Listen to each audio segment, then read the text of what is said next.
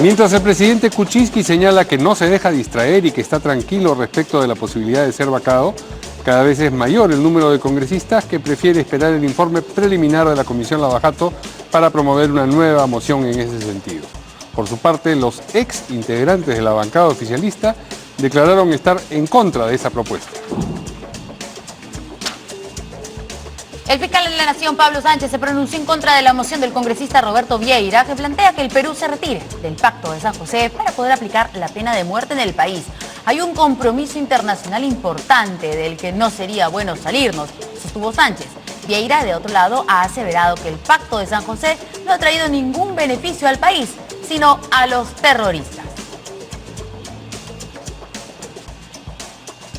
Y el ministro de Justicia, Enrique Mendoza, pidió al Congreso darle prioridad al proyecto de ley que propone el pago inmediato de la reparación civil al Estado en casos de corrupción, así como el incentivo a la colaboración eficaz y la recuperación económica. La iniciativa legislativa reemplazará al decreto de urgencia 003 que vence en estos días y que, según Mendoza, permitió que el Estado recupere 25 millones de soles de la corrupción. Kunturhuasi llevará al Estado peruano a arbitraje internacional a raíz de que este puso fin recientemente a las negociaciones directas para la construcción del aeropuerto internacional de Chinchero. La empresa sostiene que el gobierno resolvió unilateralmente el contrato de concesión no por razones jurídicas, sino porque enfrentó una situación política interna que no es causal válida para terminar un contrato. Por su parte, el presidente Kuczynski dijo que están en su derecho de ir a una instancia internacional. Y para conocer las últimas noticias nacionales e internacionales, usted debe seguirnos en nuestra página web www.canaln.pe.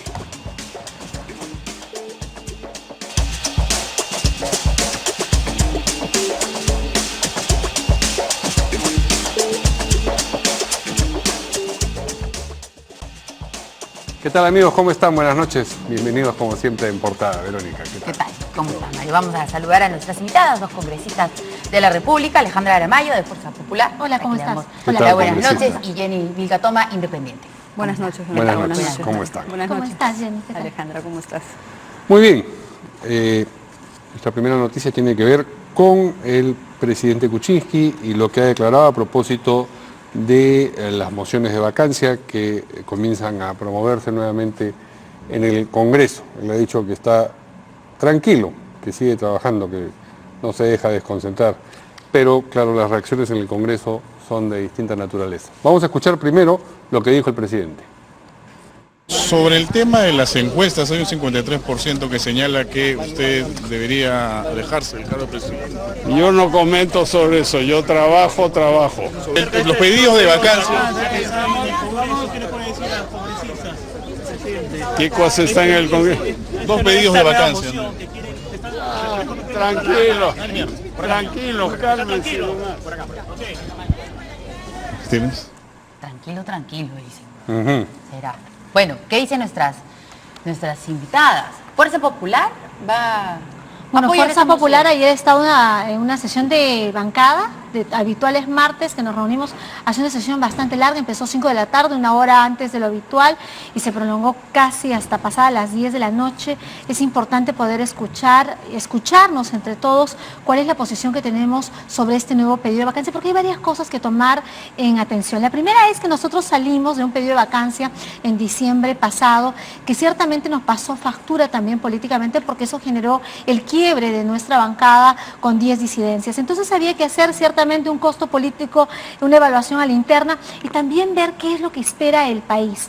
Creo que no podemos hacer el análisis de esto por una cuerda independiente a estos datos de la encuesta de Datum, que dice que el 84% no le cree a la población. Si lo ponemos en cifras, de 10 peruanos, uno no le cree al presidente Pedro Pablo Kuczynski sobre su honorabilidad, sobre que sea un hombre que no está ligado a los actos de corrupción, y por el contrario, lo cree comprometido.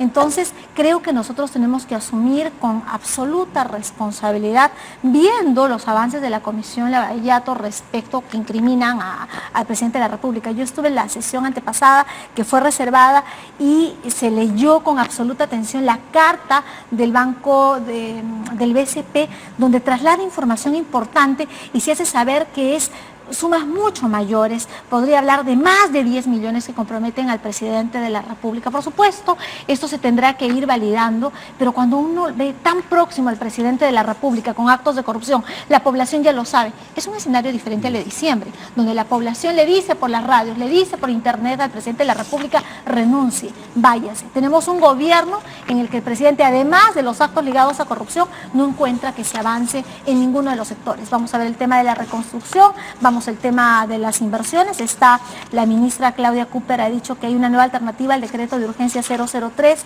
que debe generar inversiones en el país. Fuerza Popular está trabajando también una alternativa a ese respecto, pero no hay desarrollo, o sea, estamos en un país casi anárquico. No, porque no hay desarrollo. Es por varias cosas, no vamos a perder. La vacancia que ha presentado, por lo menos la moción que nosotros hemos visto de Nuevo Perú, es directamente relacionado a actos de corrupción y de Odebrecht. Y de un gobierno que no gobierna. De los nuevos casos que se han visto, que dicho se pasó, han salido de Cuarto Poder, nuestro compañero Daniel Llovera, y habla sobre lo del BCP. Ahora, lo de Wesley. en la reunión de ayer abordaron este tema, expusieron puntos de vista, pero no llegaron a conclusión alguna. No lo hemos alguna. votado, hay consenso. ¿Se ha dejado algo, digamos, alguna tarea a consideración sí, de los...? No vaya a ser que después se le vayan 10 más y que no había consenso, nadie dijo nada. Es que es un proceso de evaluación donde tenemos que ser absolutamente metódicos. ¿Qué tareas les han dejado? Se les ha dicho a los voceros que se garantice de que la izquierda va a ser consecuente, que es un tema que finalmente no le corresponde a nuestro partido, pero no podemos olvidar ver cómo fue que se portó finalmente un sector de la izquierda cuando salió del hemiciclo, cuando tenía una responsabilidad política. ¿A qué se refiere con consecuente? O sea, que vayan porque con la ellos vacancia impulsaron la vacancia, dijeron que luchaban contra la corrupción y después se salieron. Eso fue lo que hicieron, los que impulsaron la vacancia, pues Frente Amplio, se quedaron y votaron por la vacancia. Ciertamente, pero acá hay otro pedido también de otro sector de Nuevo Perú. Son dos mociones. O están condicionando que no molesten mucho a Alberto Fujimori y los de izquierda. En lo absoluto, acá no hay negociaciones ni antes ni después y eso nos ha pasado factura, pues. Por Vamos eso a somos darle ahora. la palabra a la congresista Jenny Vilcatón. ¿Usted ha firmado alguna de estas dos mociones ya? He conversado con la bancada de Frente Amplio porque ellos manejan la misma documentación que yo manejo y están enfocando los graves actos que se están conociendo. Digamos, entre las dos mociones, ¿encuentra diferencias sustanciales? Bueno, hay muchas similitudes porque los hechos son los mismos, la historia es la misma, ¿no? Pero obviamente esta vacancia se ha visto debilitada por la presentación de la moción de Nuevo Perú, precisamente porque ellos están actuando de forma muy revanchista, acomodada. Ellos tuvieron la oportunidad, tuvieron pruebas, prácticamente parte de lo que está descrito en su moción de vacancia es lo que nosotros desarrollamos en el día del debate, el 21 de diciembre. Entonces, lo que pasa es que Nuevo Perú, ¿no?, quiere colgarse de este tema ahora, creo que quiere decirle al presidente, yo te saqué, yo te puse, yo te saqué, pero en sí trae un mensaje que es muy peligroso para el Perú por las posturas que está poniendo sobre la mesa. Desde mi posición, Frente Amplio debe continuar con la misma proyección que tenía y presentar la moción de vacancia y que sean todas las bancadas que en conjunto se vayan sumando para poder contar con las firmas necesarias. Porque ¿pero cuál es la diferencia? No podemos tener... Usted que es tan experta, digamos, en el tema de Odebrecht, claro. ¿Cuál es la diferencia entre la moción de Frente Amplio y Nuevo Perú? Lo que pasa es que la moción de Frente Amplio hace una narración netamente a lo que puede haber investigado el congresista Dahmer, pero lo reduce. Por ejemplo, no incluye, pese a que desarrolla parte de la información de Nuevo Perú, no incluye la información que remitió Odebrecht, que dio lugar a la primera vacancia. En su primer documento, querido Mario, querida Verónica, del 12 de diciembre, informa que First Capital cobró de Rutas de Lima. Y, por ejemplo, ese extremo no lo consideran. ¿Por qué? Porque no le conviene. Porque la señora Maritza Glave está directamente relacionada y cuestionada en relación a Rutas de Lima. Pero esta información es indispensable. ¿Por qué? ¿Y en qué año porque, fue por la ejemplo, Capital, perdón, con Rutas de Lima? Recuérdanos, porque son tantos temas y son tantas fechas. 2011-2014, ¿no? Así es. Es importante saber también, porque ahí uno recuerda un poco las declaraciones del presidente de la República cuando vino este tema de los peajes. 2013, 2014 y 2015. 2013, 14 y 15. Y está en el documento de Odebrecht. Este es el documento que inicia todo este tema de la vacancia porque a este documento se suman otros. ¿Y por qué es indispensable que esto se haya considerado en un todo, porque de lo que estamos hablando es de una organización criminal que ha operado en el tiempo, en todos los proyectos de inversión más millonarios. Pero ¿qué resulta? Que el señor Pedro Pablo Kuczynski no aparece solo como un consultor. Él ha actuado como parte de esta organización criminal liderada por la empresa Odebrecht. No solamente por su participación desde el Ejecutivo, cuando ejercía una función pública para favorecer a la empresa Odebrecht y a otras en la obtención de estas concesiones millonarias, no solamente en ello, sino que ahora con la documentación, y no me va a dejar mentir Alejandra, el BCP nos ha enviado la información grave, muy delicada, que nos da los contratos de estructuración financiera. ¿Y qué nombres ves en todos los contratos? El BCP dice, quien ha participado en directamente la negociación es Pedro Pablo Kuczynski, quien da más adelante decretos de urgencia en el caso de Transvase Olmos, por ejemplo, que participe Odebrecht con 20 millones, que tenga una participación el Estado, un endeudamiento por 72 millones y que haya una utilidad que anual le significa a Odebrecht 31 millones. ¿A qué se refiere, Alejandra? Y aquí dice en la página 4 del documento del BCP, en relación a Pedro Pablo Kuczynski, informa que tuvo un mandato otorgado por Transportadora de Gas del Perú en julio del 2003, ejecutado en los años posteriores para la estructuración de un programa de bonos corporativos de hasta 225 millones de dólares americanos y un préstamo sindicado bancario de hasta 75 millones de dólares americanos. El señor Kuczynski fue incluido en su calidad de presidente de Westfield. O sea, aquí ya nos da información directa de cómo participaba. Y no es el único contrato, acá hay una serie de detalles. Y cuando nos mandan, por ejemplo, Mario, los contratos de estructuración financiera, tú vas a ver siempre, de manera repetitiva, Westfield, Barata, el señor Milla, Comitre, que debemos hacer el seguimiento a cuál es su trayectoria. Él aparece como el creador, el fundador de First Capital Partners del Perú, pero también en la actualidad hoy es integrante de Odebrecht Latinvest, pero también trabajó en el Banco de Crédito. Y tú vas a ver en los contratos siempre a estas personas, Gerardo Sepúlveda, a nombre de Westfield, el señor Milla, en otros vas a ver a Westfield, al señor Barata. Y claro, este señor Andrés Milla fue un antiguo funcionario del BCP que luego va a First Capital y luego a Odebrecht. Así es, mira, Jorge Simoes Barata, Juan Andrés Marzano Soto. Por el Banco de Crédito aparece también un representante, también aparece por Westfield el señor Milla Comitre. Y así en todos los contratos que ha liberado el Banco de Crédito, para mí de forma extemporánea, porque también ha tenido una actuación en el tiempo, no solamente como un banco que asistió, sino que también ha sido parte de esta organización criminal por la forma en la que han operado. Ahora, en lo que concierne a las mociones, entonces, usted se ha reunido con Frente Amplio, no con Nuevo Perú, y se siente más inclinada a respaldar el Frente Amplio porque incluye... Porque su moción se va a basar en esta información. Pero todavía no ha firmado. No, porque yo he conversado con los congresistas que están trabajando la moción, permanentemente consultamos, intercambiamos información y sé que ellos están basando su moción en esta información, pero de una manera global. ¿Y qué cosa ellos, por ejemplo, no excluirían... ¿La ha retenido o le ha impedido firmar hasta ahora? No, es que están como se llama, complementando y están queriendo llegar a un acuerdo, creo, con Nuevo Perú. Yo sugiero que en ese sentido Frente Amplio presente su moción de manera independiente, que estoy segura que todas las bancadas con esta información grave que existe deben sumarse para que se pueda reunir las firmas y luego para que ya se pueda llegar al Pleno. Pero vamos definitivamente, a escuchar, siendo ya evidente que el señor Pedro Pablo Kuczynski participó ya en condición de integrante de la organización criminal, no podemos pues seguir teniéndolo en el sillón presidencial. Vamos a escuchar lo que dicen representantes de otras bancadas. Tenemos declaraciones de Víctor Andrés García de la UNDE, que es de Acción Popular, y de Javier Velázquez Quesquén del APRA, y también de Gino Costa, que ex oficialista, ahora independiente, sobre qué piensan ellos que van a hacer individualmente o las bancadas a las que pertenecen a propósito de estas mociones de vacancia. Mire, nosotros no vamos a participar por ahora, en estas dos mociones que están motivadas un poco por el tema del indulto, aunque una lo menciona y la otra no.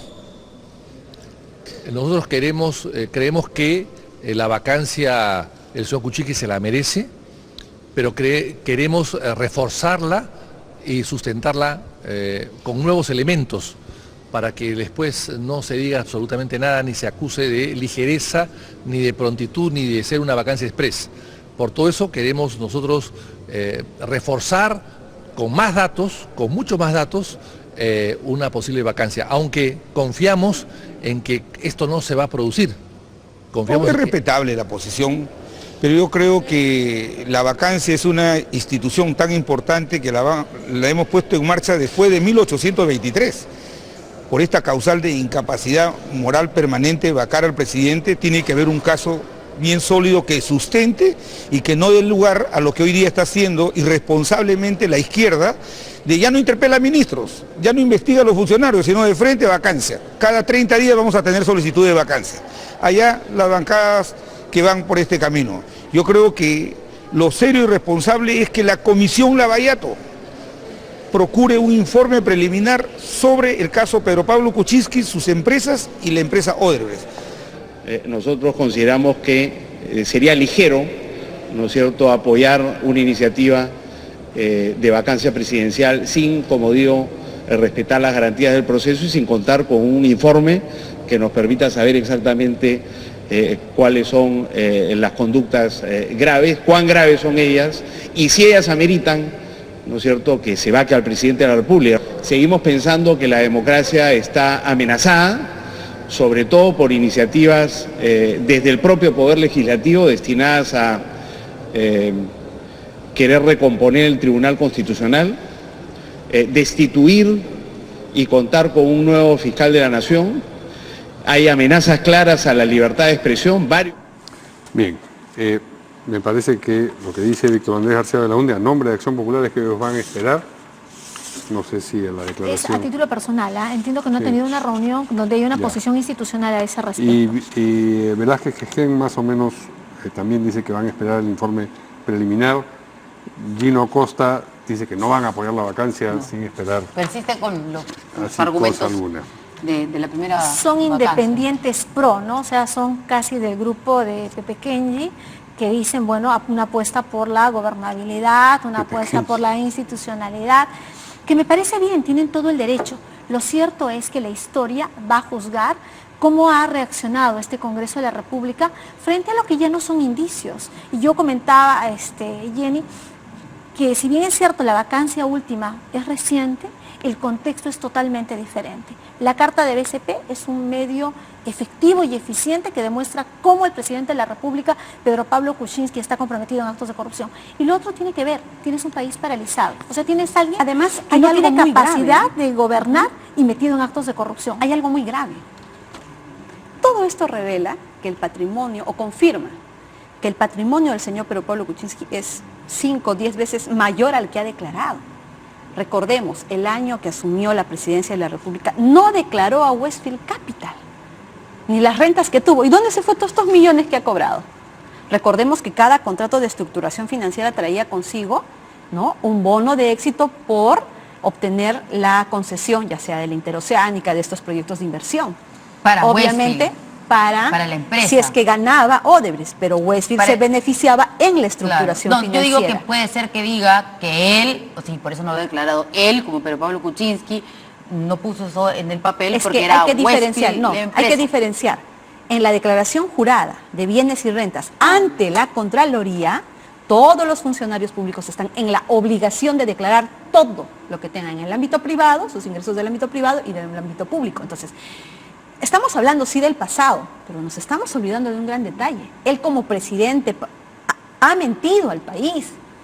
Su patrimonio sería mucho mayor del que ha declarado, lo ha revelado el Banco de Crédito. Esta información es realmente grave porque hay que sumar, y aquí no hay forma en que diga, yo declaré en el extranjero, yo declaré... No, señores, como funcionario, ahora, el 2016, en julio, debió haberlo declarado y no lo declaró. Esta y tampoco los otros ingresos que ha tenido como consultor aparentemente de la empresa First Capital. Estas empresas en realidad todas son empresas de papel. Aquí el señor Pedro Pablo Kuczynski ha sido siempre el dueño y el que se ha beneficiado, ha sido la forma de ganar adicionalmente por el éxito de las operaciones, porque la verdadera plata estaba pues en el bono de éxito. Entonces, y estas empresas se han creado a nombre del señor Sepúlveda, pero en realidad él solamente es el testaferro. Además, estos bonos de éxito los hemos conocido luego con los contratos que se han ido viendo, esos contratos que él dijo en algún momento que no conocía.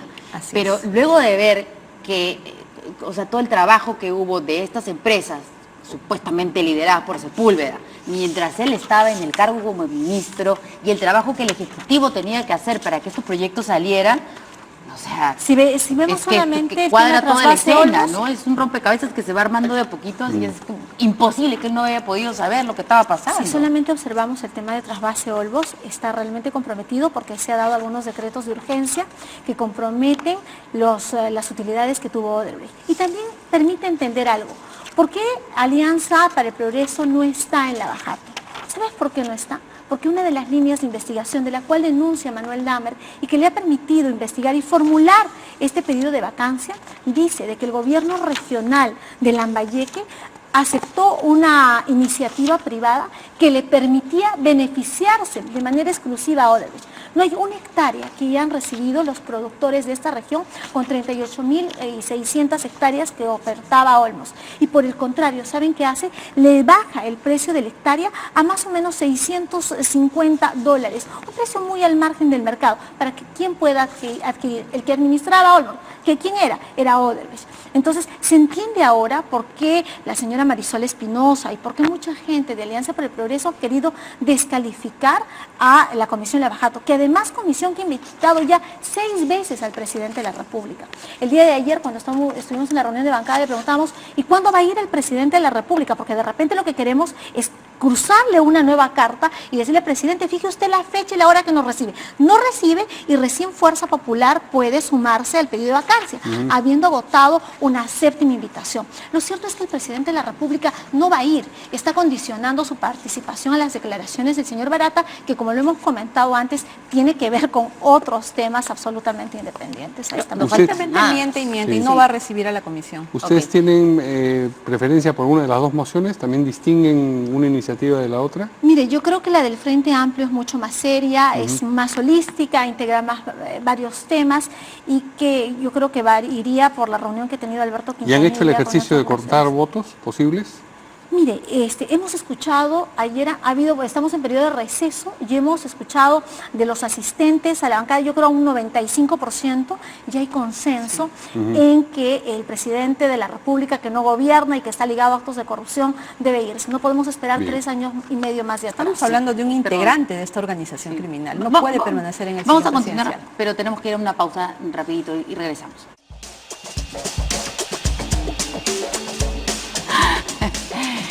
Ay, ¿cómo me poncha mientras estoy...? Muy bien, está con la palabra Jenny Por Vilcatoma. favor. Vamos a redondear este tema porque tenemos que cubrir otros también. Sí, les decía que todos los documentos y los hechos que se han conocido muestran una participación reiterada del presidente Pedro Pablo Kuczynski en el ejercicio de su función pública y también a través de estas empresas, que obviamente él se enriquecía, se beneficiaba por el éxito de estas operaciones. Entonces, ¿qué nos dibuja en el ámbito penal, por lo menos? Que él ha sido integrante de esta organización criminal y así debe ser incluido en la investigación. Y si esta vacancia, ahora ojalá pues que los congresistas cumplan con su deber de representar a los peruanos y no se vendan nuevamente en el momento de la votación, si se logra la vacancia, el fiscal provincial directamente podría incluirlo en la investigación penal. Entonces, solo en ese momento podríamos hablar de que hay una investigación, de que se le respete el debido proceso. Ahora, porque tiene esta inmunidad, prácticamente se está generando impunidad. Y el presidente lo sabe, pues. Obviamente, y si se siente tan fresco de huesos, tan suelto de huesos y dice, pues, no pasa nada, es porque yo me pregunto, aquellos a los que les compró el voto el 21 de diciembre, ¿ahora qué le van a decir? ¿Van a tener que seguir la misma línea? ¿O qué va a suceder?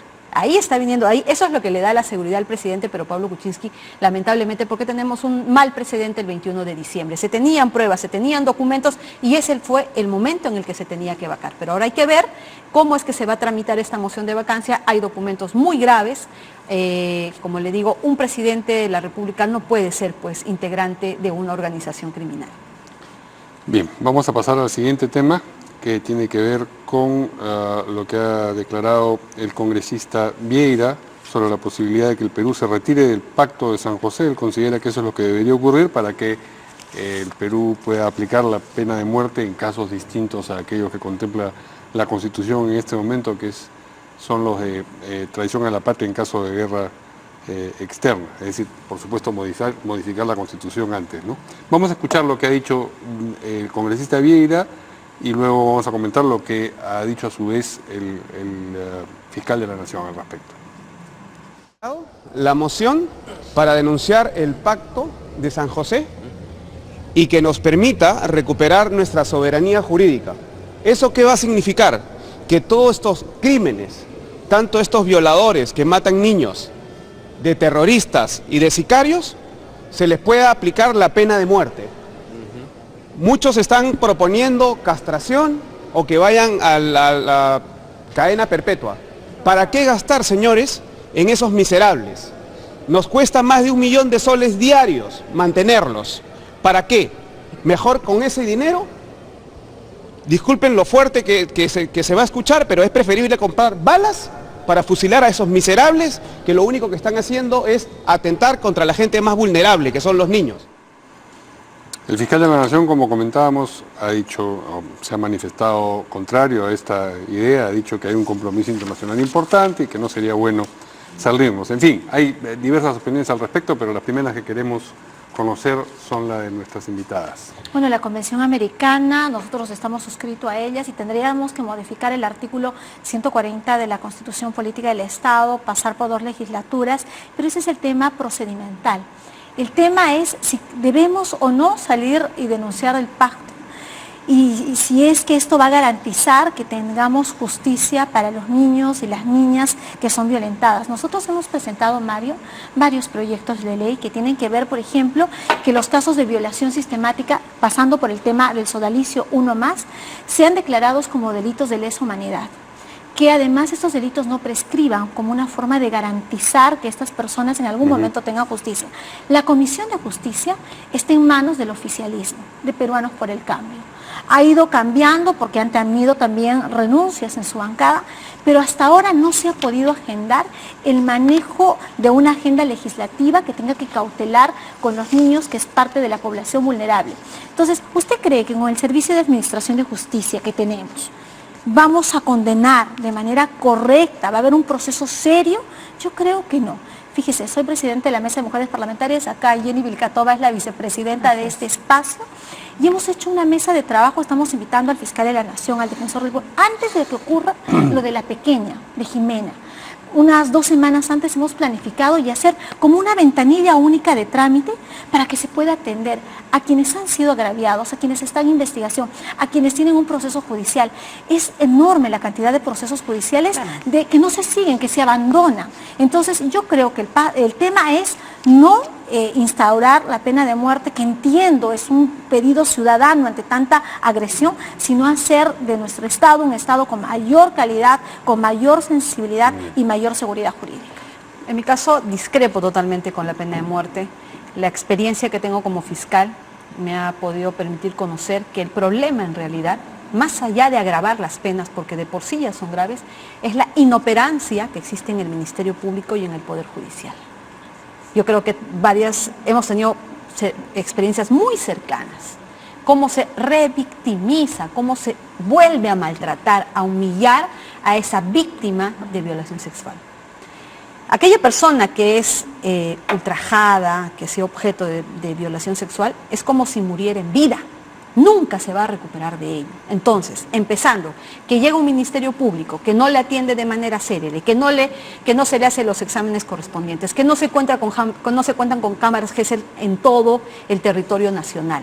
Un fiscal que demora la investigación, ¿no? Que no realiza los actos de investigación, que se demora eternamente, llega al Poder Judicial y otros tantos, y a ellos súmenle los actos de corrupción que existen en este momento en estas instituciones, es que finalmente no se llegan a dictar sentencia. Entonces, si cambiáramos la legislación y pusiéramos la pena de muerte, va a ser lo mismo. No se va a llegar a probar, con mayor razón la corrupción va a operar. ¿Para qué? Para que estas investigaciones no se lleven a cabo correctamente. Te comento una experiencia en Andahuaylas. Hay un camino, ¿no?, donde las personas, los niños pasan diariamente rumbo a un cerrito. Ahí hay un hombre que viene violando a menores durante muchísimos años. Y yo les preguntaba, ¿hay las denuncias? ¿Han denunciado? Sí. ¿Y el fiscal? ¿Qué ha pasado con el fiscal? Me maltrata cuando voy. me grita cuando voy. Pero ¿cómo puede ser no que le, si van no lo siempre las mismas- citan, le digo, van pero diferentes yo he víctimas revisado y hablan sobre el mismo. Entonces, el yo he mismo revisado sujeto? los documentos, las notificaciones mal elaboradas, no son diligenciadas adecuadamente, simplemente el fiscal deja pasar 1 mes, 2 meses, 3 meses, 4 meses y dicen, no viene, pues no lo encontramos. Entonces, si tú vas a su dirección, lo ves entrar y salir. Entonces, lo que está sucediendo aquí a nivel nacional es la inoperancia del Ministerio Público, la falta de liderazgo. Lamentablemente ya no se persigue el delito como Pero se no perseguía solamente en el antes. Ministerio Público, ¿no? Empieza el Centro de Emergencia Mujer, funciona de lunes a viernes, o sea, nadie puede golpear o agredir un sábado Así o es, domingo, y sobre o todo funciona en la capital de la provincia. falta, ¿no?, de No puede preparación, ser. la falta de preparación para saber atender un caso inmediatamente. En mi despacho se presentó una señora de nacionalidad argentina y sostenía que era objeto, ¿no?, de atentado contra su integridad sexual. Yo le digo, señora, no lo puedo recibir yo, vaya usted a la comisaría y denuncie. Y el policía simplemente le decía, la señora está loca, y no le quería recibir la denuncia y no le quería mandar a hacer su examen médico legal. Yo le digo, oiga señor, cumpla con su deber, y lo decía en representación del ciudadano, que obviamente es un ciudadano extranjero, pero está en territorio peruano. Entonces le decía, usted reciba la denuncia y mándele su examen médico legal. Y ahí se definirá si existe o no existe. Pero imagínate, el policía agresivo, totalmente agresivo, no quería recibir la denuncia, no quería recibir a la señora, la tildaba de loca. Entonces, ¿dónde estamos? Eso es lo que se tiene que cambiar en el país, esto tiene que empezar a funcionar. Y por último, lo que sí se debe hacer y se puede hacer es crear en todo caso un proceso especial. ¿Qué es lo que vamos a hacer? Ya que ¿Qué es lo que dicen vamos a hacer? Pero vacancia express y tanto se quejan, hagan un proceso express de forma tal que todos estos procedimientos sean rápidos. Y con ello no se va a vulnerar el debido proceso, porque aquí ya van a saltar todos los defensores del debido proceso. No, señores, aquí las pruebas son concretas, las diligencias son urgentes e inmediatas. Por ejemplo, si un menor de edad se presenta con una denuncia por violación sexual, el fiscal únicamente manda hacer el reconocimiento médico legal, se demora 1 o 2 días en muchos lugares. Yo he visto muchísimos casos en control interno que el fiscal no iba a hacer el reconocimiento, la inspección en el lugar, porque ese menor o la persona que es víctima te cuenta, ¿no? El lugar era así, el techo era de esta forma, la pared era de este color. Pasaban meses y esa inspección no se había hecho. No se había hecho. Y cuando interponíamos las quejas contra el magistrado, cuando iba, todo había sido cambiado. Entonces, ¿en qué entraban? En la controversia. No es verdad. Y ahí empezaba, mira Verónica, ¿por qué hago esta narración? Y yo le pido a todos nuestros televidentes nos escuchen. ¿Y para qué? Para que sepan defender sus derechos y acudan a las oficinas de control interno. Entonces, cuando va el fiscal, después de muchísimos meses donde ya las pruebas desaparecieron, ya la casa cambió de color, cambiaron la disposición, volvieron a construir todo. Entonces el fiscal dice, no, aquí hay una contradicción en lo que dice la menor y lo que hemos visto en la casa. Por lo tanto, empiezan a dudar, ya no hacen las diligencias y no se llega pues a formalizar. Pero el tema no empieza necesariamente en el Ministerio Público. Pero es necesario enfocarlo, hay que enfocarlo claramente porque luego, si ellos no formalizan denuncia, nunca vamos a llegar a un proceso. Es absolutamente respetable lo que dices. El día de hoy el ministro del Interior ha dado una conferencia de prensa cuando está terminando el periodo vacacional, de vacaciones útiles, ya ha dicho que ahora sí los comisarios tienen un protocolo y un procedimiento cuando un niño no entra al periodo vacacional, por ejemplo. ¿Cómo está el órgano de control en la Policía Nacional? Tenemos hoy comisarías que no tienen un centro de registro de condenas, no tienen internet, no tienen acceso a RENIEC. Tenemos hoy comisarías en todo el país que están cerrados. Tenemos el centro de emergencia mujer, ya te he dicho, que funciona en horario de oficina. Sí, entonces, ¿qué necesitamos? Necesitamos presupuesto y necesitamos sensibilizar. ¿Pasa por el tema de la pena de muerte? No pasa. Es poco populista decir esto, pero hay que hacer una ventanilla única de trámite. No todo está en el Ministerio Público. El primer engranaje cuando hay violencia es el Centro de Emergencia Mujer y la comisaría. Y en la comisaría hay grandes problemas por resolver.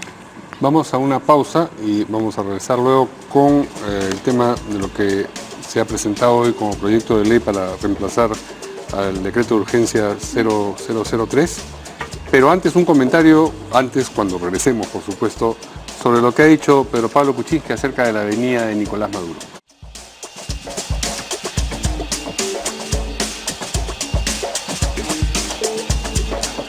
Bueno, escuchamos qué dijo el presidente sobre la próxima visita de Nicolás Maduro. La presencia de Nicolás Maduro en la Cumbre de las Américas, ya hay un documento del Congreso para que se declare persona. Ya él está invitado, o sea, él puede venir, pero ya veremos pues cómo lo reciben los venezolanos que están aquí en el Perú en decenas de miles. La empresa Conturguasi ha señalado que hoy... Bueno, hay iniciativas también de congresistas en el sentido de, o para solicitarle al gobierno, al Estado en realidad, que declare persona no grata a Nicolás Maduro, que tendría que venir en abril, 13 y 14 de abril. Sí, es el 13 y 14 y la cumbre se llama Gobernabilidad Democrática frente a la corrupción. Yo no sé qué tanto podría aportar el señor Maduro. El Perú y el Congreso de la República ha dado muestras claras en diferentes momentos respaldando al pueblo venezolano. Y bueno, se han dado políticas de puertas abiertas, se ha extendido la posibilidad de que los hermanos venezolanos puedan venir a trabajar con nuestro país. Frente a algunas voces que han dicho que nos están quitando oportunidades de trabajo, se les ha dicho que hay que ser solidarios y que en algún momento Venezuela también fue solidario con nosotros. Pero lo que no puede decir el presidente de la República es exponer a un par, ¿no? Bueno, ya verá lo que le pasa. ¿O qué vas a decir? Que rompan el cordón de seguridad y hay que exponerlo a Maduro. Tampoco se trata de eso. Ni para eso el presidente de la República es afortunado en sus declaraciones. Habría que hacerles saber de que este es un país que trabaja por fortalecer sus instituciones, pilar de la democracia, que estamos haciendo esfuerzos por luchar contra la corrupción y que, claro, el señor Maduro tendrá que revisar 2 o 3 veces su estancia en el país. Creo que mucho más seria ha sido la canciller Cayetana Aljovín, quien ha revisado en este escenario con otros miembros de la Cumbre de Lima la participación del señor Maduro y bueno, esperemos que eso no se dé para que no agite más las aguas en el territorio nacional.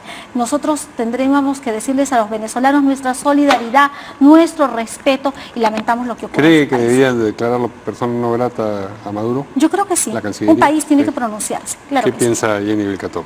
Tanto el presidente pero Pablo Kuczynski y el presidente Nicolás Maduro están totalmente descalificados como para poder hacer una cumbre donde se vaya a hablar de la lucha frontal contra la corrupción. Es un mal momento que vive nuestro país, no tenemos un representante legitimado y en ese sentido pues hace una invitación totalmente riesgosa en el momento en el que nos encontramos, ¿no? de tanta inestabilidad y sobre todo porque el Perú, o desde el Congreso, como lo dice mi colega Alejandra Aramayo, ya hemos dado pronunciamientos claros de que estamos denunciando la vulneración de los derechos fundamentales en Venezuela. Entonces, todos los países deben levantarse cuando de defender los derechos fundamentales se trata. Personalmente, yo considero que no se le debe haber invitado, y ese sí sería un mensaje coherente con lo que se ha tratado de manifestar en los últimos tiempos. Yo me acuerdo que han habido varios pronunciamientos del presidente, pero Pablo también, en contra de la dictadura que existe. Pero ¿qué vemos ahora? ¿Dónde está la coherencia? Que lamentablemente que tenemos un presidente mentiroso y que en todos los ámbitos se refleja pues su incapacidad. Bien, pasamos al otro tema con pausa. Una pausa y regresamos rapidito con lo del ministro de Justicia.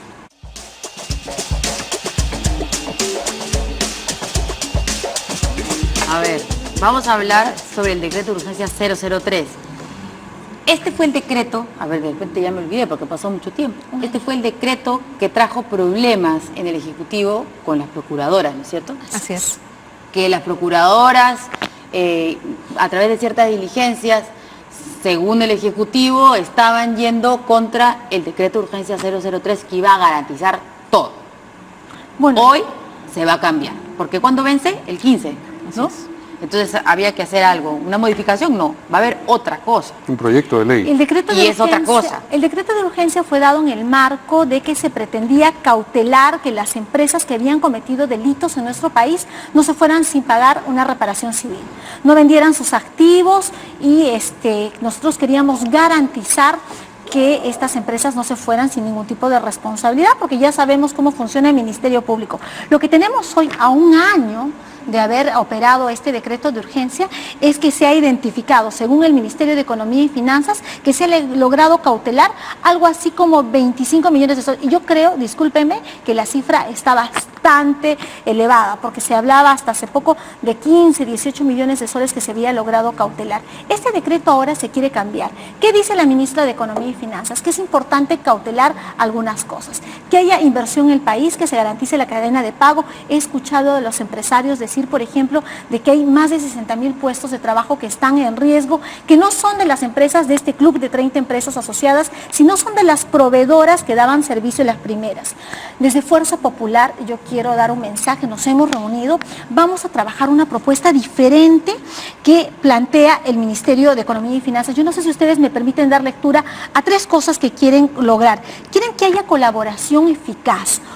O sea, yo me voy a someter a la colaboración eficaz como persona jurídica, pero voy a seguir contratando con el Estado. Eso es totalmente grave. Y eso es apañar los actos de corrupción, porque ¿cuál es la sanción?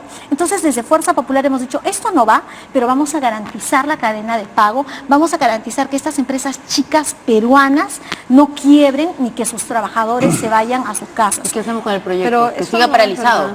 No, este proyecto de ley tiene que cambiar. No, los proyectos. En general, las obras, digo, porque creo que lo que busca esto es que las obras continúen, porque tenemos 800.000 obras que Odebrecht tenía a su cargo, paralizadas en todas partes, al margen de que se llamen Odebrecht o que haya mucha gente sin trabajo. Lo que pasa es que tenemos todo esto estancado. ¿Qué hacemos con eso? Lo que está creando el MEF, fíjate, se crea la colaboración eficaz de personas jurídicas que han sido utilizadas como vehículos para cometer actos de corrupción, a fin de facilitar la persecución del delito. Para acogerse al régimen, las empresas deberán brindar acceso a la información, dice, a la Fiscalía. De acogerse se podrán excluir total o parcialmente las medidas consideradas en el proyecto de ley. O sea, acá hay una política de impunidad increíble. ¿Ustedes no van a respaldar este proyecto Nosotros de ley? vamos a hacer uno propio. Vamos a presentar ¿Pero una se han nueva reunido forma. con la ministra? Yo conversé ayer en la sala de embajadores en algún momento, me dijo que lo tenía guardado bajo pero 7... con todas las bancadas, dijo ella que ha conversado. Bueno, es decir, con les dio una idea general, pero una no idea les general, mostró... pero nosotros no podemos permitir, por ejemplo, que con la colaboración eficaz a personas jurídicas nuevamente puedan contratar, y ¿sabes qué? Pueden vender activos. Ellos pueden vender activos. Entonces, ¿a quién finalmente le vas a cobrar la reparación civil a nombre del Estado? Vamos a escuchar a la ministra. ¿Cómo no? La retención es del 50%. En el caso, sí hemos conversado con casi todas las bancadas, les hemos expuesto el proyecto. En el caso del proyecto de ley que se envió, nosotros lo observamos, pero hemos recogido muchos de los temas del proyecto de ley que se envió y también estamos siendo consistentes con las observaciones que nosotros hicimos. Sí hemos conversado con la gran mayoría de las bancadas y con personas, con congresistas de Fuerza Popular. ¿Cuánto se espera? ¿Con usted no han conversado? No han conversado conmigo y bueno, conocen cuál es mi posición. En realidad el decreto de urgencia se dio como una de las normas con nombre propio que el presidente Pedro Pablo Kuczynski ha dado desde que entró al gobierno. El presidente Pedro Pablo Kuczynski ha sido puesto por Odebrecht y lo único que ha hecho desde que ha llegado al sillón presidencial es emitir estas leyes con nombre propio, de forma tal que dio este decreto de urgencia para poder impedir que lo que propiamente tiene que hacer un fiscal y un juez, y está previsto en el Código Procesal Penal, como solicitar al juez se dicten las medidas cautelares para poder, cuidar la reparación civil en un cobro futuro. Únicamente para eso se ha dado este decreto de urgencia, que claro, obviamente no les iba a dar ningún resultado positivo, pero sí ha sucedido y han logrado su objetivo. Pero ahora que la cambiar. Fiscalía, que el Poder Judicial no han podido dictar las medidas cautelares, que con hacerlo, Verónica, no se hubiera paralizado ningún proyecto. Hubieran continuado porque hay diferentes formas de interponer o de solicitar o de dictarse las medidas cautelares. Lo que corresponde en este caso es que se intervengan las empresas, se intervengan de forma tal que el funcionamiento continúe, se siga pagando a los acreedores, que la cadena de pagos continúe. O sea, como declararse en insolvencia y entrar en Indecopi, algo así. Es diferente, ¿ya? Pero tendría que ser una intervención, claro, para este caso concretamente, de forma tal que el Ministerio Público pueda pedir, que la Procuraduría le pueda pedir al juez se dicten las medidas cautelares, de forma tal que eso a futuro solamente está cautelando, ¿no?, un pago de reparación civil a futuro, pero todo iba a seguir caminando. Lo que pasa es que se ha querido proteger a estas empresas y obviamente se les ha protegido porque lo que se tiene recaudado en el fideicomiso no es producto de las ventas, porque nadie vendió. Nadie vendió. Lo único que se han captado son las utilidades. Y ahora, lo que hacía referencia, es mucho más grave. Están estableciendo, además de todas las decisiones muy preocupantes que existen en este proyecto, están buscando que Odebrecht, Graña y Montero, JJ Camet, ISA, las investigadas, las consorciadas y las socias, puedan seguir contratando con el Estado peruano. ¿Dónde quedó el discurso de Marisol Pérez Tello que quiere fuera Odebrecht? ¿Dónde quedó el discurso del presidente Pedro Pablo Kuczynski que decía nunca más van a contratar, se van? Todo es falso, todo lo que están haciendo. Por eso es que este presidente se tiene que ir a su casa, porque cuanto más tiempo permanezca en el sillón presidencial es una amenaza para los intereses del Estado peruano. Y tenemos lamentablemente pues a una premier que se ha vuelto también otra mentirosa, que no está velando por los intereses del Estado peruano. Por favor, en estas circunstancias, ¿vamos a permitir que estas empresas corruptas sigan contratando con el Estado? Cuando en realidad hay otras medidas que pueden garantizar que estas empresas, que los proyectos continúen, que es la principal preocupación. Que se siga garantizando la cadena de pago, se va a seguir garantizando, pero no con esta dación de decretos de urgencia que de una u otra forma o de diferentes propuestas que se quieren dar, no es una solución. Lo único que están haciendo es proteger a la Contraloría General de la República debería pronunciarse respecto a una evaluación de gestión y financiera de lo que ha pasado con el primer decreto de urgencia más allá de esta propuesta. Porque, caramba, tienen que decir qué pretende hacer el gobierno con estas empresas. Vamos a permitir que vendan sus activos, quieren dar seguridad jurídica para los compradores respecto a lo que están adquiriendo, pasivos y mucho más. Yo creo que el señor Nelson Schack debería salir de su letargo. Yo tengo una reunión con él para pedirle que se pronuncie respecto al tema. ¿Qué ha evaluado? Solo es permisible que haya 25 millones con el ejercicio de este decreto. A mí me parece realmente... Pero solamente es de las utilidades, no se ha vendido nada. Mira, primer proyecto, que no vendan. Y este proyecto, que vendan.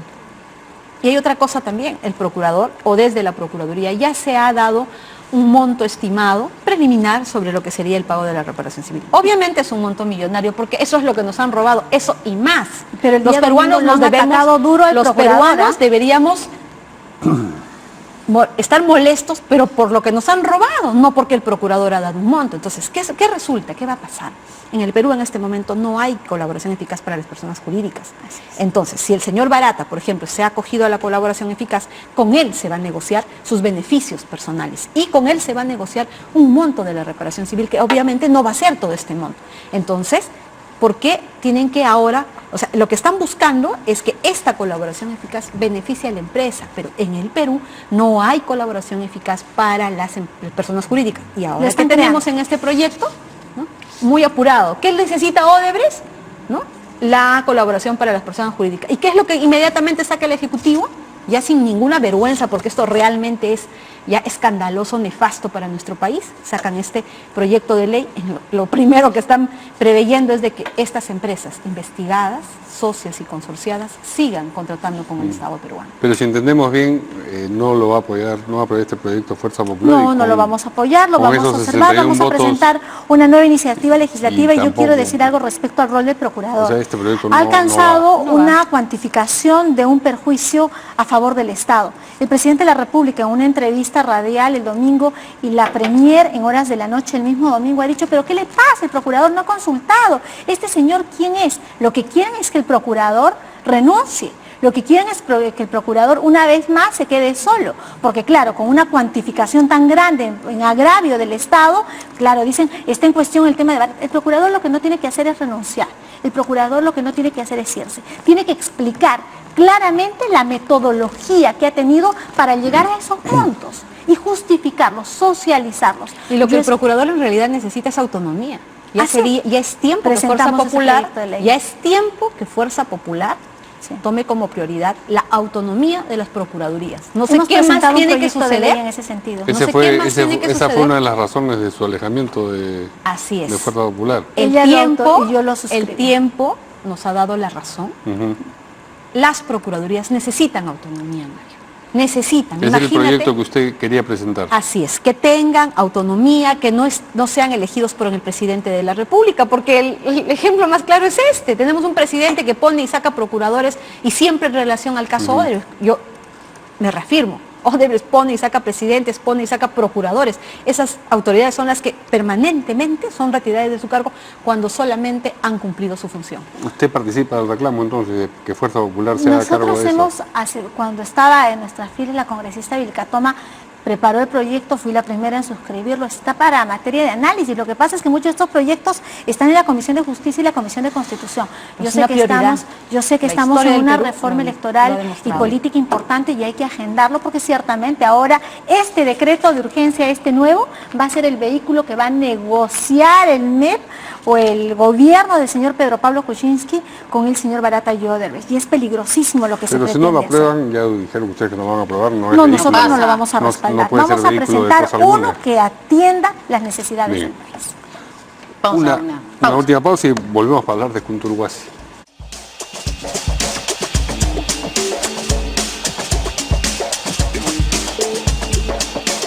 Muy bien.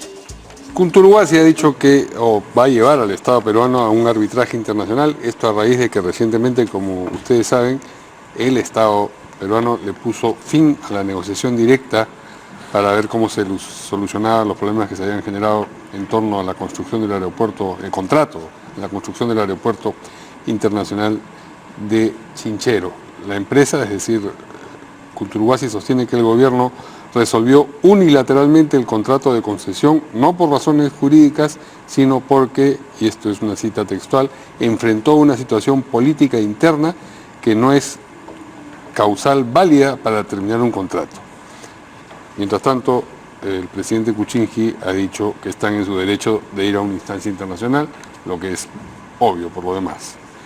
Pues bien, ¿qué tienen ustedes que comentar de ¿Escuchamos al presidente? Escuchamos al presidente. La empresa Kunturhuasi ha señalado que va a ir a un arbitraje internacional por la posición del contrato. Bueno, ¿qué van a hacer ustedes? Tienen derecho a hacer eso, por eso existen los arbitrajes. A ver, bueno, Estamos sacando cuentas, ¿no? De hasta cuándo teníamos viabilidad. Estamos 7.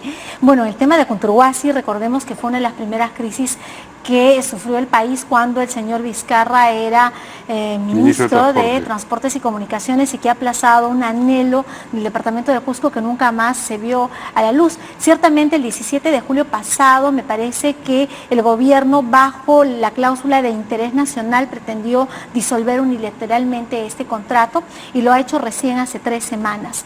Como el contrato ha estado tan mal planteado, este no fue un contrato hecho en el gobierno de Pedro Pablo Kuczynski, sino de Ollanta-Humala, pero la adenda que se negoció y que firmó la señora Fiorella Molinelli, ex ministra, comprometió mucho al gobierno porque las condiciones dadas no eran justas. Se daba una concesión de casi 60 años, participaba el Estado, pudiéndose hacer una obra pública y le dieron todas las condiciones a favor de la empresa. No se olviden de que además la señora Zavala trabajaba a favor de la empresa Kuntur cuando el premier era el hermano. Entonces, otra vez está este tema complicado y que además de que tenían un contrato a favor, ahora nos pretenden denunciar y cobrar por inseguridad jurídica. El país no es un país con clima de inversiones, nos pretenden llevar a un arbitraje. Yo creo que esto es complicadísimo. La Contraloría y el Ministerio Público ya debería accionar porque acá hay abuso de autoridad, hay malversación de recursos, hay una serie de delitos que configuran respecto a lo que ha pasado con Kunturhuasi. A mí me llama la atención, pero eso es lo que pasa cuando no hay capacidad de gobierno, de liderazgo. Se quebró, se procuró forzar un contrato, se hizo una adenda mal hecha. El país se dio cuenta y ahora nos están denunciando de la empresa que en algún momento representó la hermana del ex premier. La verdad es lamentable. Yo sinceramente siento vergüenza de las declaraciones del señor Pedro Pablo Kuczynski. Que acudan y que ejerzan su derecho, pero ¿esto se pudo evitar? ¿Su gobierno lo pudo evitar? Por supuesto que lo pudo evitar. Antes de hacer la adenda. Antes de hacer la adenda, porque la adenda fue... ¿No hubiéramos terminado en un arbitraje igual? De ninguna manera, no, porque las condiciones que se pactan en la adenda fueron... Que está el plazo ahí en la adenda. ¿no? Mucho más perjudiciales para el Estado peruano. Entonces, aquí vienen las preguntas de los responsables. Si dieron por concluido este contrato de forma unilateral, es porque habían causales. Y lo que más bien nosotros vemos es, a partir de ese momento, desidia en cómo se ha gestionado, de forma tal que ahora estamos en una posición, ¿no?, de demandados. Encima que vamos a pagar millones de todo lo que ya se había perdido y de todo lo que se había previsto darles. Imagínense, las cláusulas que se pactaban en la adenda era darle un adelanto 2 años antes para la ejecución de la obra, de 40.2 millones de dólares. 2 años antes, es decir, ni bien se empezaba la remoción de tierras, habían pactado darle los 40.2 millones. Incluso lo habían pactado dentro de los avances de la obra, de la ejecución de obra, tomaron el hito más caro. Y encima le han previsto 10% más para todo lo que pueda ocurrir. Y encima un porcentaje más porque el día en el que caía, que se daba el cierre, no encajaba. ¿Qué debió hacer el gobierno entonces? Porque el contrato era leonino. Claro que sí. ¿Qué debió hacer? No debió suscribir esta adenda. Okay, ¿y en ese momento desistir, o sea, del contrato? Claro que sí. Igual habríamos sido un arbitraje. menos una causal. Ellos sostenían de que no se había hecho, no se había seguido el trámite para el sistema, para la estructuración financiera, de que ellos no conocían cuál era el tope de los intereses. Y eso sí se había dado en el proceso del contrato anterior. Lo que teníamos que probar era que sí se había hecho público, que sí conocían. Y la deuda debía rectificar las cosas a favor del Estado. Habríamos ido a un arbitraje, pero en mejor pie. En mejor condición que la que estamos viendo ahora. Peleando por esa causal. Nuestra llamada de atención, nuestra llamada de auxilio es al Contralor. Así es. Que nosotros recordemos, el Contralor saliente, que esto le costó el cargo, le costó a él y a muchísimos más funcionarios de la Contraloría. Sabíamos que habían mandado un informe especial al Ministerio Público y que también se estaba haciendo un examen al contrato anterior. ¿Cuáles han sido los resultados? Porque esa información de la Contraloría nos va a poder servir para saber pues cuáles han sido las responsabilidades de los funcionarios y para poder saber quiénes son los que tienen que responder por esta situación. Ahora, claro, fácil, es decir, que acudan a las instancias internacionales. Claro, ¿quién va a pagar? ¿Quiénes se van a afectar? Son millones de peruanos porque vamos a pagarlo de nuestros bolsillos. Algo que se pudo haber evitado en su momento. En un país donde hay tanta vulnerabilidad estatal, donde las cosas ocurren así, extrema. El Contralor tiene especial protagonismo y debería dar muestras claras. Recuerdo que cuando se presentó en el Congreso dijo que iba a modernizar, que iba a contratar más ingenieros. En Arequipa hay serios actos de corrupción. La variante de Chumayo es una de ellas. Hasta ahora el Contralor sobre líneas de megaproyectos, Cusco sigue sin su aeropuerto Chinchero. ¿Cuándo el Contralor Schack se va a pronunciar? Yo creo que habría que dar muestras claras de que vela por el buen manejo de la cosa pública. Muy bien. Saben, adicionalmente, hay que tener en cuenta los audios que se conocieron luego de las presiones del ministro Zavala o del premier Zavala en su momento. Bien, les agradecemos a nuestras invitadas esta noche y nos vemos mañana, como siempre, aquí en Importada.